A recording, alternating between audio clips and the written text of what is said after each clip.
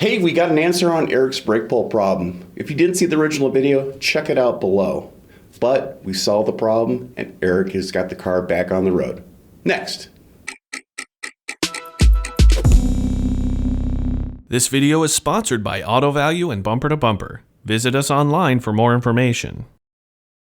I just heard back from Eric in regards to his brake pull problem. Just to refresh your memories, this is a 2006 Chevy Cobalt with a brake pull to the left on non-ABS stops.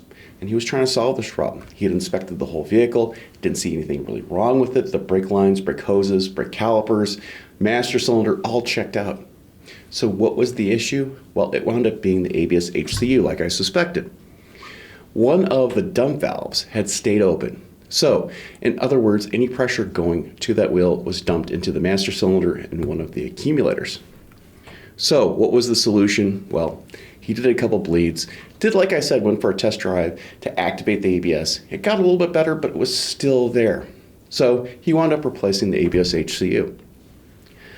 When he replaced it, he made a couple comments to me that were kind of interesting. He said it looked like the brake fluid had never been changed. Everything inside the ABS HCU was pretty well contaminated. And he brings up a good point. ABS HCU, you have an aluminum body typically, or a die-cast metal.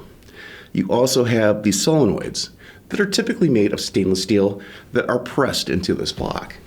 Well, when you have two dissimilar metals and you have a corrosive element like brake fluid that has been changed for a long time, you're going to get some corrosion. And this is what caused the problem.